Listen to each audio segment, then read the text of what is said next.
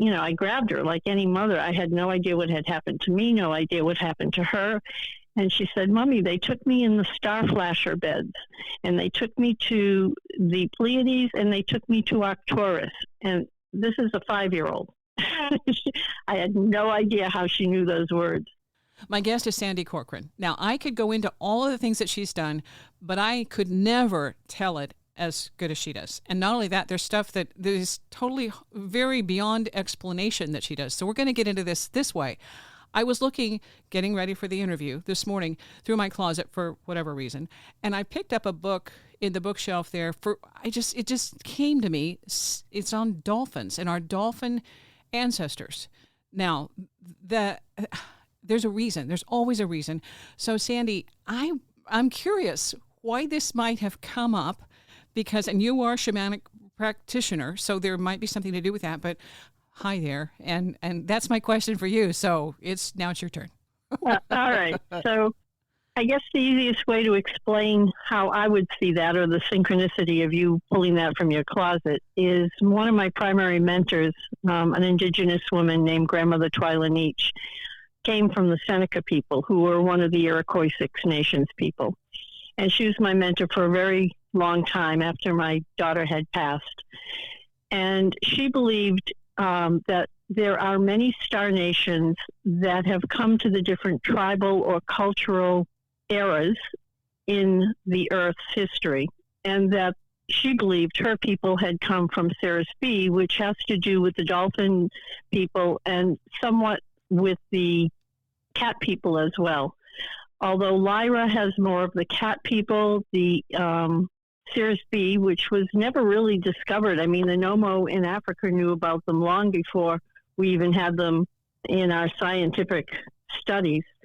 But I do think maybe the dolphins, which are the ancestors, they keep the wisdom, they sing the songs of the ocean, they open up the portals. I think that maybe that's why you picked it up this morning. And there have been conversations recently that are revolving around stargates, portals, windows, doors to other realms. And I've experienced some of this myself in a time shift or a dimension shift. And these, I think right now, and you want to call it a thinning of the veil. I guess maybe that's the best way to approach it. But something is happening. Our vibration is shifting. Our frequency is becoming, I think, a little higher. And that doesn't mean bad or good. That just means different. Why? What's happening? What are we doing with this energy?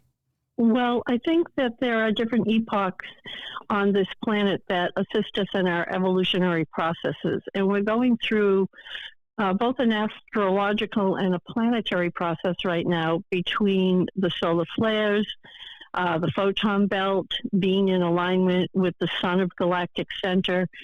Every 26,000 years or so, we shift. But when you hit that midway point, it's when things really start to infuse energetically into the planetary system. So every planet is changing at this time, not just Earth, and she will ascend with or without us. But so many people think that the ascension process is about getting out of your body, being at a higher frequency.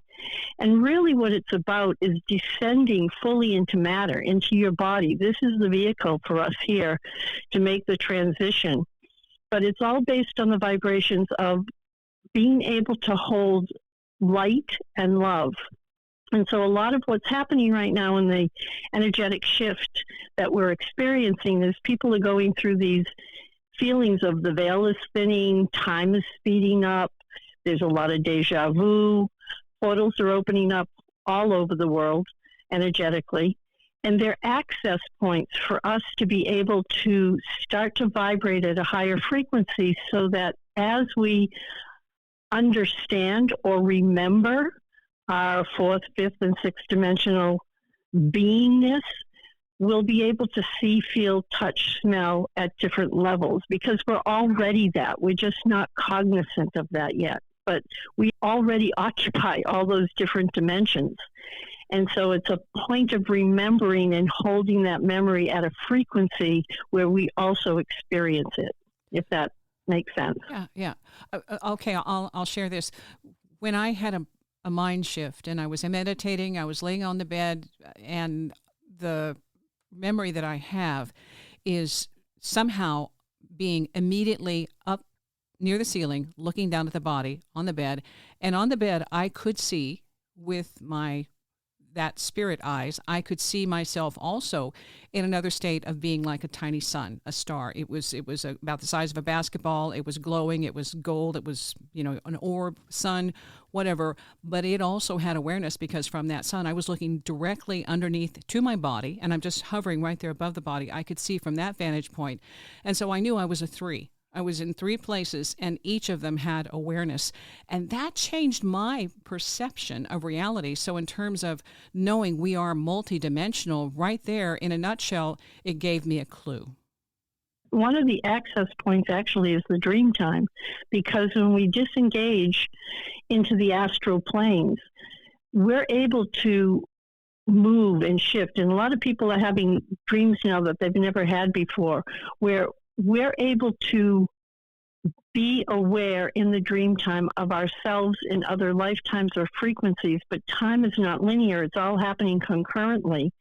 And so when you shift into those liminal spaces where you're within what you just experienced in yourself, your soul-centeredness, your star self, your matter, that body that's still sleeping, and your astral body, which is above looking down, we have so many different layers of frequency that we belong to, because we are the I and the I am. So we're learning to experience ourselves at greater and greater and greater waves of awareness. That, I think, in some ways, it's incredibly exciting.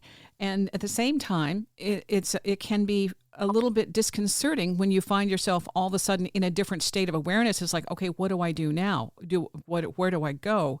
The dream plane, where we do a lot of our remembering and our learning and our reconnecting, I think right now is where more people are beginning to realize they're actually remembering their dreams. And what do you do with that? Because sometimes it's foreign material, and all of a sudden you have to figure out how to unpack it. Can you help with that?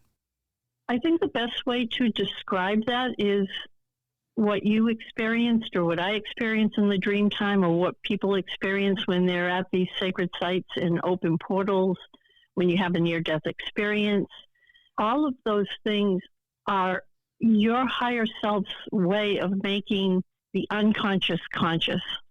And once it falls into your consciousness, you don't question it anymore. It's kind of like, I'll give you an experience. I think I worked with John Mack and have had a lot of inter and multidimensional events happen with me.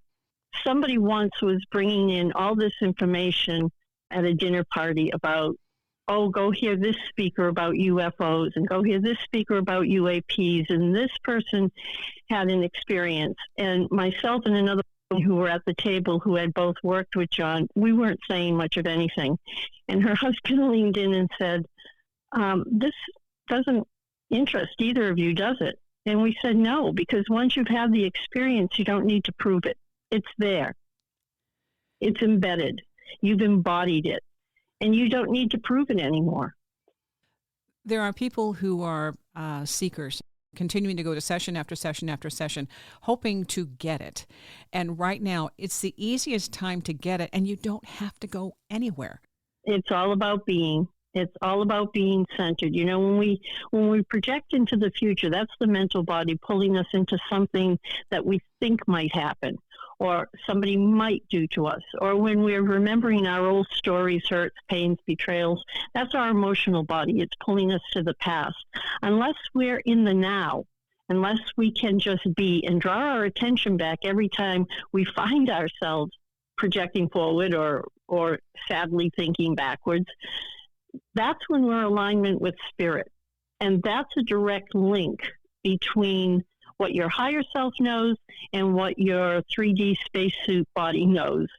And it's hard. It's hard to be in this world. It's chaotic. It's dissident. It's coming at you a mile a minute. Plus, we're also going through these frequency changes. So people are having a really tough time right now. And it is about meditation or prayer or taking that moment just to breathe. Once you take that breath, you've brought yourself back into center. You might have to do that many times during the day because in our day-to-day, we're pulled out of ourselves all the time. But that's the simplest way of doing it, to take a breath.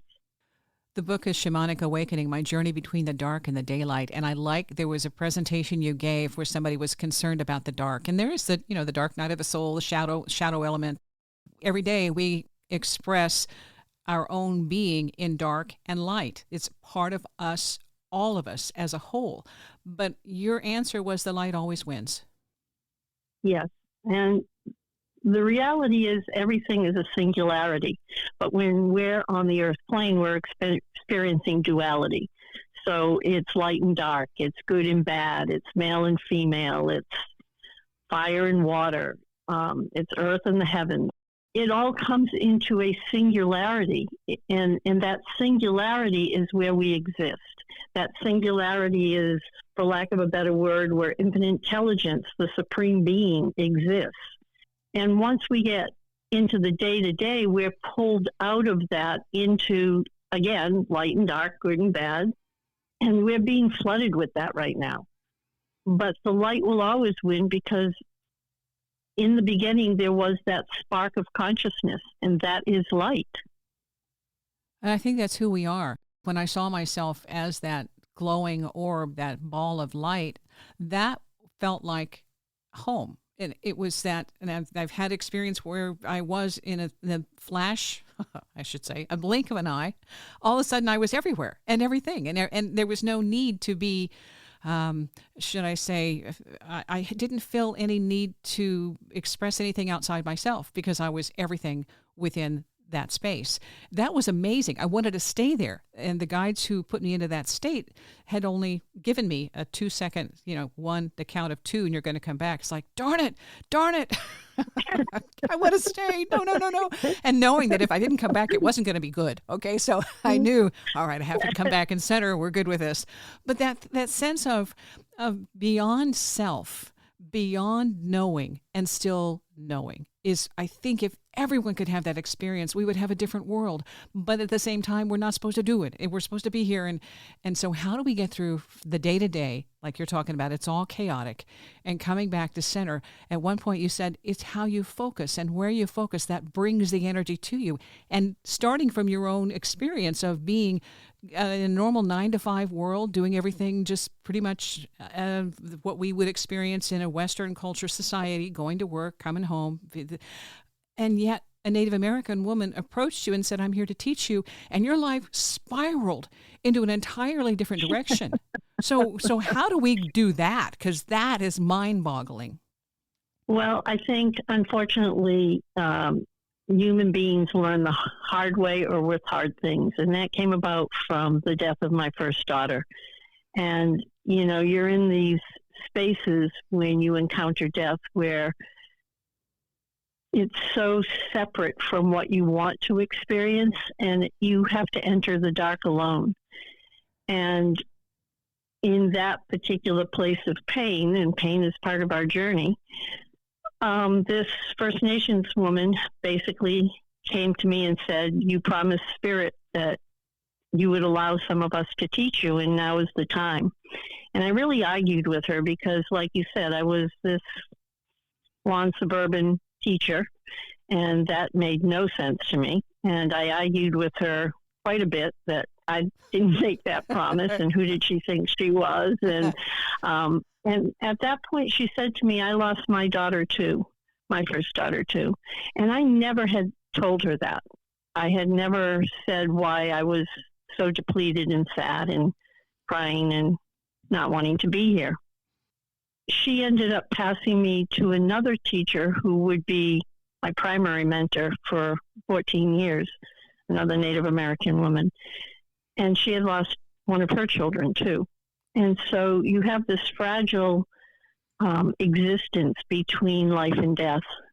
And I think that for me turned my whole world around. And it really was, I have to say that the death of my first daughter put my feet to the path, and the life of my second daughter kept me here. because I had a very difficult time keeping pregnancies. And the teachers put me through a Native American ceremony, and I became pregnant in that ceremony with my husband. It was the only thing he ever agreed to. And and out of that came my beautiful, gorgeous, grown-up woman daughter. And she's my best friend and a constant joy in my life.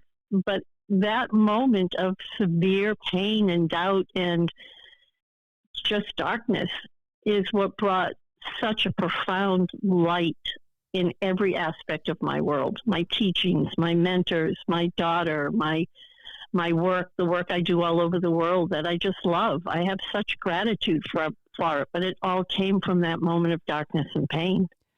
What you're describing is duality. It's the complete and total opposite of light, where it's the depths of despair, of loss, of grief, of a feeling of complete and total emptiness, then to the fullness that you now are expressing and sharing and encouraging others to open up to. There, I think you have to walk through it to get to the other side where you can, as those women did, embody the healing that comes from that. Yes, I totally agree with that. And I think we're given example after example in our world about that. People who go through horrible situations and they come out the other side with the ability to have compassion or unconditional love or to serve those that hurt them. I think humanity as a whole is a very profound, precious thing. And I do think a lot of people are awakening and changing their consciousness. I know it looks dark to a lot of people when you look out there. You know, we still have so many wars and destruction and pedophilia and anger and religions that are fighting each other. And to me, it's so simple, but it's only so simple because of what I've been brought through. And I don't think everybody needs that to become conscious or aware or have some form of unconditional joy and love. But I do think so many people get caught up in what's wrong that they forget what's right in their lives. And I think more people have to concentrate on that. You experience what you focus on. And so your focus is really, really powerful, even though it seems like it was just a thought, it was just an idea. It was, I didn't really mean that. And all of a sudden things change. And so that, I think, is what you're doing by taking people on the tours, because you travel. Now, let's go back. Immediately, you were working with women. And then at one point they said, okay, now it's time for you to work with the guys. Was that a shock? What was a shock is most of the, back in the day, most of the workshops were being given by men. So most of the workshops early on, before all these other happenstances happened in my world, I was listening to men authors and men workshop facilitators and scientists and quantum physicists. And then all of a sudden, once the women started teaching me, I have a really unique little moment when I was sitting in a tribal situation and all the men are over there chatting and building the fire and talking to each other. And the women are sitting very quietly on the side. This was on one of my trips in Peru. And I was like a little pissed off. I wanted to be up at the fire. I wanted to be doing what they were doing. And the woman looked at me and they said, look how silly they are. We're talking about our history, our children, the star beings, and they're over there building a fire thinking they're great. And essentially what they were saying to me is there needs to be duality. There needs to be two single things. So in the Native tradition, the man always walked in front of the woman. And I asked, why is that? Does he think he's superior? And they said, no, he's protecting our stomachs because life comes from our wombs. And I thought, wow, do we have it ass backwards sometimes? Coming out of the generation of the 60s and Me Too, we're trying to strive towards something that puts us in a category almost above. And we're supposed to be equal to, but we both bring equal to what the other one needs. And I think it's not about having a place. I think it's about knowing your place, knowing who you are, knowing what you have to offer as a woman, and counterintuitively, knowing what you need to get from a man. I think so many people go into relationships trying to plug into what they lack in themselves, and it never works out. You have to be able to kind of be your whole person to come into a situation with another individual, whether it's a friendship or a colleague or a sibling or a partner, and know who you are and allow them to be who they are so that you can come together in some kind of synchronicity. Otherwise, it's always this push and pull. I'm right. No, I'm right. I'm better. It doesn't work that way. Just doesn't work that way. When we look at everybody as an adversary, as in less or more, I'm better, you're not, all of that adversarial kind of competition. Competition is divisive. I remember as a kid, when I was competing in track, I made friends with someone from another school, and the peer group I had, they were just uncomfortable with that. It was not supposed to happen. As a result, though, when I competed with that person, we each excelled. And her mom asked me why I did that. And I said, because I love working with her. When I jumped 16.8, she jumped 17.2. But I wouldn't have jumped 16.8 without the encouragement, the catalyst, the challenge. And I loved that. That isn't normal in my experience and in competitions, to be friends with the people who are your adversaries. It isn't seen as normal, but I think it should be. I think that's the way we all continue to strive, evolve, and grow in our own being. And so when you're looking at someone and saying a negative, instead say, how can I excel? How can I learn? How can I improve? What can I bring to the table? And it's a completely different way of thinking that I do think we are going to develop as we ascend, which is a word that, again, is another hot button word. Does that make sense? It makes sense. And I think, in a lot of the native traditions, especially in South America, if you were the winner to the top of the mountain, you had to teach all the others how to run as fast as you.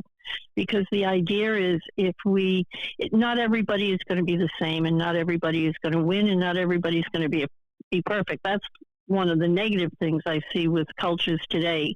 Every kid gets a trophy. We're not teaching our kids anything if every kid gets a trophy. The expectation is then I don't have to try because I'm going to get the trophy. I think when we're challenged to commit to helping other people be the best they can be, then we're making the choice to look at a challenge as a gift that we can offer another, or a gift we can learn for ourselves. That's why one of the taglines when I do my therapy with people is, if you want to change your story, you have to change your script. If you want to sit on my couch and complain about your mom or your dad for week after week, that's not what I want to work with.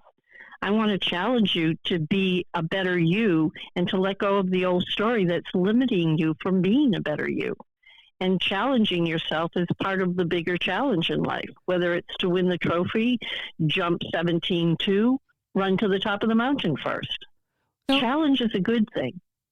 I agree. Yeah, I think, and it doesn't mean you're doing it for someone else. When you're saying you're teaching them, you're saying, this is what you can do, or what I did. And maybe they have a better way of doing it. It isn't about clones. It's about, okay, it can be done. It can be done. How can you do it? Or how can you help someone who is doing it? Yeah, how can you cheer them on? We don't cheer each other on very often in this society.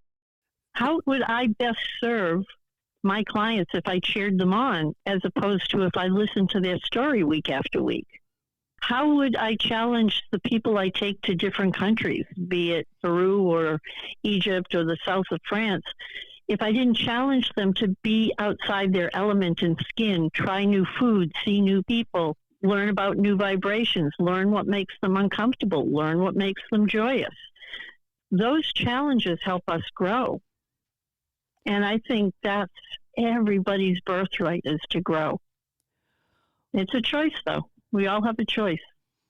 For me, the metaphysical surprises are the most fun. When you see something, and I've had people when they've come to me and said, this is what happens for me, and then demonstrate. A woman who lost her son, she was sitting at the table and she said, every time I know he's here, this is what happens. And she showed me her necklace and she said, this will come off. The pendant that's on here, it will come off. And as she's telling me about this, the pendant comes off the necklace. There's no way that is physically possible in our world and our reality, but it was right there. And maybe it was last weekend, my husband is at the door with the key, and the key comes off the keychain. There's no way that can happen, but these things happen. It's like every time, touchdown, something else is happening here, and we are not in control. I like that. Yeah. And I like that too, because if you pay attention, something magical is happening around you every single day. If you have eyes to see and ears to hear, and you take that moment of, oh, that's different, or, oh, that's unique, or, oh, that was a challenge, or, oh, look at that, you can find magic in every single solitary day. It might be little, it might be bigger, it might be right in front of your face, it might be in a liminal space. But to me, that's the joy of life, is finding the magic in it every single day. Okay, in your book, we get to chapter 9, and we go down the rabbit hole. Yes, we did. Okay. Did we come back out? Yes. Did you want me to speak about that? Of course. We want to go where the fun is. Okay. Well, there were two experiences that were really outside the bounds of my understanding. The first one happened, I guess it was during the STAR conference that John Mack put on in, 97 or 98. And he had physicists there. He had Edgar Mitchell there. He had Native American shamans there. And I was in the audience because I was getting weird information from some of my clients in terms of experiences they've had, and it always made me really uncomfortable. So I went to the lecture to hear what was happening, and they had a breakout group at one point where there were 4 experiencers or contactees on the stage talking about their experiences. And there was one man in particular who kept brushing his hair back, and it was just agitating me so badly. And when he turned to the side, I noticed that he didn't have his other arm. And I went into this whole experience of remembering being on the ships, remembering what was happening to me, remembering that he and I were on the ships for many times with other children. And I kind of fled the room. And I went out onto the porch and bumped into Edgar Mitchell. And Edgar was having a cigarette and said, "Do you want one?" And I was so shaken. He just looked at me and said, "Sometimes things happen that we simply don't understand." And he turned around and walked away. And later I contacted John Mack's clinical assistant and kind of had a breakdown telling her this story. And she told me that the man that I was talking about had been talking in his sessions for weeks about the blonde woman, and he didn't want to be on the stage because when the little blonde girl found him, he knew that what he experienced was real and not just made up in his mind. And throughout many sessions, they finally allowed us to meet each other. And we were one of only 3 people taken to the Human Subjects Committee at Harvard that Dr. Mack was working with in terms of contactees and abductees and experiences. And all 3 of those categories are different ways of how people saw their own experiences. And the second thing you're talking about in terms of the rabbit hole is I woke up one night and there were 3 beings as one at the bottom of my bed, and they were telling me that everything was okay. And there was another little being next to my bed, and I couldn't scream, I couldn't sit up, I couldn't move, I was frozen. My husband was sleeping next to me. It was like he wasn't aware of anything, and I watched my daughter go down the hall floating and then lost consciousness. And when I woke up in the morning, it was about 4. I ran out, and she was in the backyard in her nightgown swirling around. And, I grabbed her like any mother. I had no idea what had happened to me, no idea what happened to her. And she said, "Mommy, they took me in the star flasher beds, and they took me to the Pleiades, and they took me to Arcturus." And this is a 5-year-old. I had no idea how she knew those words. And all she wanted to do was draw pictures of them. And then she very conspiratorially said to me, "But we can't tell Daddy, he'll never understand." And later that morning, I called my mentor that I mentioned earlier, Grandmother Twyler, and just said, "I'm falling apart. I need to know what all of this is." And that's when she started to talk to me more about the star nations. But those 2 incidences were so far out of my normal context of reality, and yet both of them now are the experience is so profound in terms of my knowing what's happening during these timelines, my knowing that we'll be safe, my knowing that they're not there to hurt us, my knowing that they've been on this planet forever. And that's the rabbit hole. And if you go down the rabbit hole, you also have to come out of the rabbit hole. And a lot of people didn't believe me, but I found enough people between my native teachers and John and a couple of other people that made me realize I've been given a great gift of remembrance. There was a thing that I got, which is interesting, because little notes, little messages, little synchronicities. Earlier I was meditating and it said, "We're going to give you an experience and you're not going to remember. And you're not going to remember, and we're going to give you an experience." And I said, "No, you're not. This is programming. I know what you're doing. And yes, I'm going to remember. So stop it." But I'm at a different place in my life now. And these experiences that I've had, seeing the portal open, seeing the beings and these were cloaked beings. So at the bottom of my bed, when they said, "She's awake," and they had a clipboard. And they were kind of tall, and they had hoods. I could not see their faces, and my husband didn't wake up, and they're standing there. And as soon as they said, "She's awake," because I was hearing them talking and knew that somebody said my name, and they just vanished the minute they said, "She's awake." I was so irritated because they were in my space and they were doing something clandestine, and I needed to know.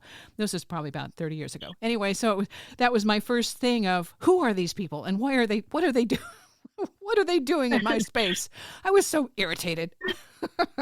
Well, the irony is they're always in your space. So they just became vapor, but they were still there, probably teaching you. And to not remember is sometimes a gift, because if you're not ready to remember and to use that information, you can see a lot of people that are disassociated because of some experiences which they might have remembered too soon. I'm not saying there's not mental illness out there. I know there is, but I do think some people who are mentally ill are really not mentally ill. They're just either working on a different timeline or a different plane, or they've been given information that they can't integrate yet. And so it makes them look crazy. Yeah. And they're not. Well, and that's the thing. Each of us deals with this in our own way, and we have to figure out what is real and how much reality we want to know. One of the friends that I worked with before said, "Okay, you're going to go in a dark room and be in the dark space, and you're going to practice seeing in the dark. Now, when you see stuff, don't freak out, because it's been there all along. You just couldn't see it. So just get a grip and understand. If you want to see this, you're going to see it, and you're going to have to remember, don't panic." I love that. Don't panic. Hitchhiker's Guide to the Galaxy. And I think that's really important in this time now, because as the veils are getting thinner, and as people are remembering, and as the liminal spaces are becoming more obvious, and as the unconscious is becoming more conscious, some people aren't ready to handle it. Or some people have no file cabinet in which to put it. But that doesn't mean it's not existing. And it doesn't mean that it is bad or that you have to fear it, because as soon as you project that energy, fear, it's the lowest vibration we can have. And I think when you stay in a resonance of fear, everything around you becomes scary. Then you have to attack it or be greedy around it or defend yourself. And if you can see it more like you did out of curiosity when you looked down from the ceiling and saw the ball of light and your body underneath that, then you get to start to question, what was that? And you get to figure those things out, and you get to go down your own rabbit holes. I think those are experiences that help us grow. And fear is probably the most limiting thing for everybody to experience something grander. I was told again, the experience from the others, don't be afraid because fear is holding you back. And I said, it's okay. I've had these experiences. My life was threatened one time, and I'm good with that. I'm not afraid. Sure enough, 3:00 in the morning, in the corner of the room, I heard a mechanical voice say my name, Wendy. Okay, well, this voice sounded artificial. It was completely foreign. And so my automatic response was the fight or flight. I froze. I felt my whole body go stiff. And then I heard them laughing. Chuckle, chuckle, chuckle, chuckle. We told you, you have to get over your fear. Oh, you mean the fight or flight thing? The thing that's programmed into us for survival. Oh, that. Okay, yeah, I get it. But that was a demonstration, a very gentle and very important demonstration of how that works. And so this is what they're trying to, I believe, others who are around us in many shapes, forms, dimensions, are trying to help us evolve to knowing we are more than what we seem. We are more than the physical body. We are more than what our minds say. We are beyond belief, incredibly powerful creators. And I love that this is what you have delved into from the entire spectrum of going into it from many different cultural vantage points to say, look, explore, believe, empower yourself, and travel. I think the traveling is what really gets people off the mark. Yeah, I think travel is really important. It brings people, like I said earlier, out of their comfort zone. It gives them an opportunity to see different in the world. Once you see different and know it's not going to hurt you, you're not afraid of it. I've been blessed to have so many opportunities where these different cultural groups have now become friends, and I've watched their children grow, or they get married, or I'm brought into their families. You know, one of the things that brought me to the Middle East is my brother was on the second plane in 9/11. And I don't often talk about that because that was so difficult for my family because it was such a global experience. There was almost no privacy to it. My family was very upset that I wanted to travel to the Middle East. And my thing was, I'm not going to hate a group of people for something some people did, because every race and every creed and every color has done something mean to another race, creed, or color. Now I go 1 or 2 times a year to Egypt and take people there to experience the wonder of that magnificent country. That came out of my own need to reconcile something I didn't want to hate, something I didn't want to fear, and a group of people that didn't do anything to me. I was on the air that day and working in a newsroom by yourself. This is a single person operation, so basically it's headlines, and dependent on the talk guys in the other room to give me something, information, if it came across that I didn't see it. They're watching the TV. I didn't have that. And one of the guys came in on a little piece of scratch paper. The plane hit the trade, one of the twin towers. And I'm looking at him and thinking I have just a few seconds to go on the air and having to trust. And that was the time that I decided I can't continue doing this as a career profession, because what happened at that moment when everything started to shut down, I mean, I was able to see it and I was able to broadcast it, but I realized how vulnerable the person in that position is, with no access to anything to corroborate it, no access to knowing who the actual culprit might be, all of the conspiracies that sprang up out of that, with people not knowing and people being frightened and doors being locked and having to turn in your passkey, the whole 9 yards. We went from having open skies to lockdown, in a sense, with everybody being afraid of who might be a potential threat. And that changed me because I thought, I can't live like this. I can't live like this. I have to go a different direction. And I loved doing that. The broadcasting I thought was going to be where I went. But I, at that point, decided, no, I want to be part of the group that's living, not the group that's sitting there behind the glass window. Does that make sense? It makes sense because that has been done to us a couple of times. I don't think we know the full history of, let's say, John F. Kennedy's assassination, or 9/11, or COVID, or the next flap, which is going to be afraid of all these UAPs that our government has already back-engineered since the 50s. I think there is a level of control beyond even politics. I'm not talking red, blue, and purple. I think there's a level of conspiracy of trying to control the masses.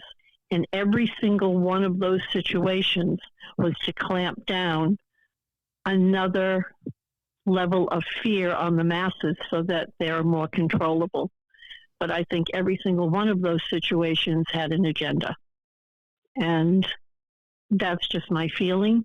I don't want to get into it further than that, but it's real clear to me that none of those situations were fully what we were told they were.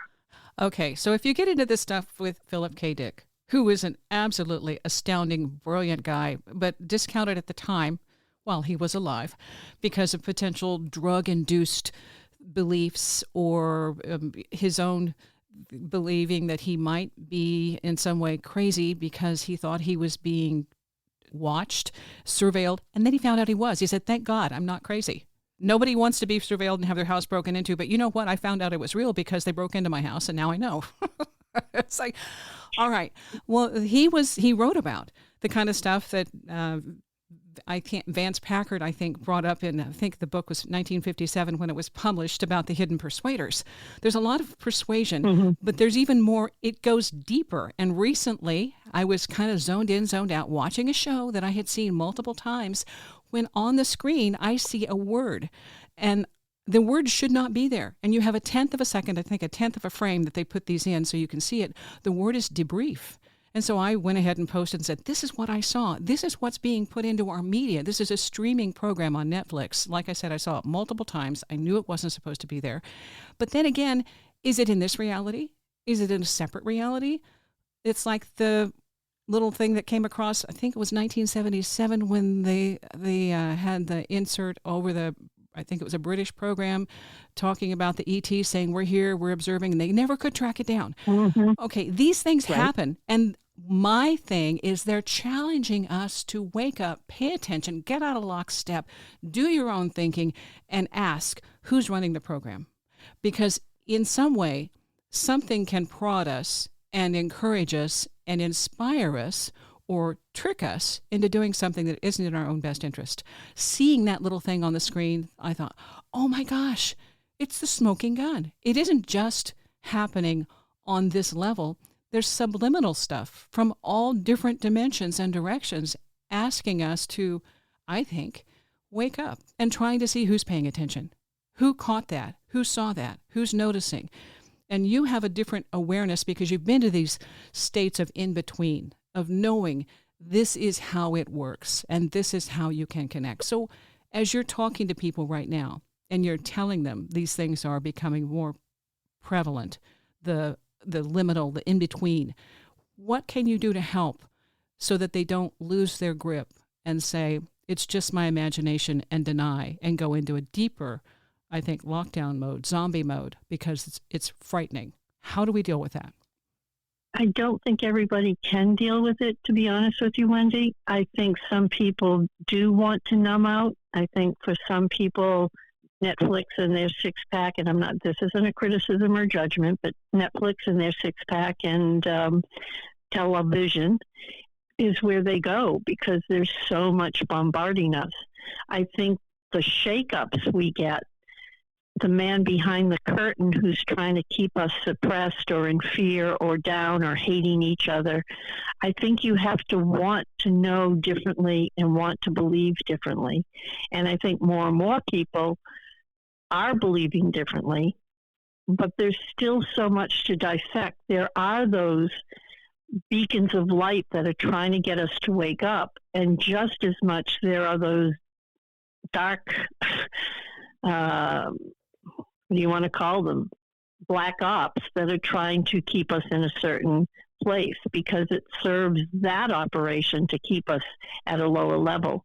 But I don't, it's like I said in that podcast, light is always going to win. At some point, humanity is going to fully wake up. And the Earth is already doing that. The red spot on Jupiter is getting smaller. Saturn has lost one of its rings. It's because our whole solar system right now is transitioning into a new phase, and the dark can't go with it. That's why you're seeing the last throes of it so much all over the world right now, because the dark won't be able to vibrate to what the light is bringing, and the light is here. And it's all of us needing to remember that. The light's already here. Yes, and we're part of it. We're part of it. It came with us, and it goes with us if we can connect to that. I was going to say, I had a prod again, and this was, you can't handle the truth. And I thought, wait a minute. It wasn't a negative. It wasn't a discount. It's that intense. And so you need to be prepared if you really, really want to know the truth. And when you're saying, yeah, watch Netflix and stuff, well, that's what I was doing. And all of a sudden, boop, wake up. The can't handle the truth is a thing of saying, prepare yourself. Get ready. This is going to explode in our reality. And it's going to be like oh my God, infinity, oh my God. And that's what's happening. And so to me, it's like, this is a fantastic time to be here. Now, it's got its ups and downs. But if this is what we're going through, we're being shown in terms of our history, our awareness, our reality, that it isn't what it seems. And there are going to be challenges, but we're here for that. I'm so excited about this timeline. And don't get me wrong, I watch Netflix all the time. I mean, sometimes you just need to shut down and turn off. Yeah. But, to stay aware and awake 24/7, 365 degrees, I don't think we're all built like that yet. But we're coming to that. We're stepping into that new frequency where the longer we can hold I am okay right now, and I do not need to fear or hate anybody because they're different. The more often we can do that, the more we're in alignment with where this planet's going. And like my native teacher said, she's going to evolve. She'll shake us off like fleas on a dog, and we can go with her or not. But the evolution is going to take place. And we're in that now. This whole journey has been an evolution of consciousness. And I'm really hopeful. I am very excited about what's happening right now. I like what Edgar Mitchell said to you, just in passing, and then he walked away. He just kind of dropped that little nugget. Yeah, sometimes it gets complex sometimes, is what he said to me verbatim. And I was just like, you think? Well, he had a clue, and he left breadcrumbs. He tried to do the best he could, was saying, okay, once he had that moment, the overview moment, and then decided to do what he did in terms of establishing a resource for people who also have their own overview moments or try to create them. He gave people an idea that there's more to reality than what we see, and we are part of it. And every day there are people like that are willing to bring you to a point of it's bigger than you think it is, and you're a part of it, and you're safe. And, there's so many people through eons of time that are there as way showers and light keepers and directors to the next phase. I don't know. I think humanity is blessed in so many ways. I know this is a grand experiment. I know we don't have all the answers. I know that we wish we did have all the answers, but the reality is we do. We just haven't remembered them yet. And we're on a course to start to remember. I love that. I want to go back to what we started with, the dolphin people and the cat people. What do we know? I mean, you got firsthand account, which I think is a privileged status, to be able to hear from someone who has those as part of their cultural heritage. So what can we learn from that? Well, all the indigenous races, and especially all the First Nations people in the Americas, they all had different star systems that they believed their ancestors came from. The Lakota, believed they came from the Pleiades, and some of the Seneca believed they came from Sirius B, as did the Nomo. As did the Dogon people who believed in the Nomo. I know in Egypt you see a lot of cat configurations because they believe that in the ancient of times, the Lyrians came here, and the Lyrians were, human bodies with cat features. And then the Orions came here. It's in our history. It's just a lot of our history has been written by scientists or discoverers or religious people or misplaced aspects of what they really found. And more, as we uncover things like Göbekli Tepe or the ruins that were just found as the ocean receded in Spain, that shows almost like a Stonehenge that predates Egypt 2,000 years. It's there. All those signs are there, and they're coming to light again for a reason, for us to remember who we are and where we've come from. But I think my personal belief is that when Earth was constructed, we were seeded by 13 different star nations, and we have all that DNA in us at some point. And even quantum physicists now are proving that within each of our DNAs, it goes back 14 generations. That's a long time. And if, in fact, our 2-strand DNA was shut down from a 12-strand DNA and we're coming back online to our 12-strand DNA, think of what we can remember from all the root races that seeded this planet as a grand experiment of evolution. It's infinite. Yeah, it opens an entirely new, encyclopedia just of this is the wing that was shut out because it wasn't written history. It was oral history, right. And that was discounted. Right. And once it started to become written history, then you have the professors or the scientists or the governments that wanted to suppress certain things. Yeah. The truth will always come out. Truth has no agenda.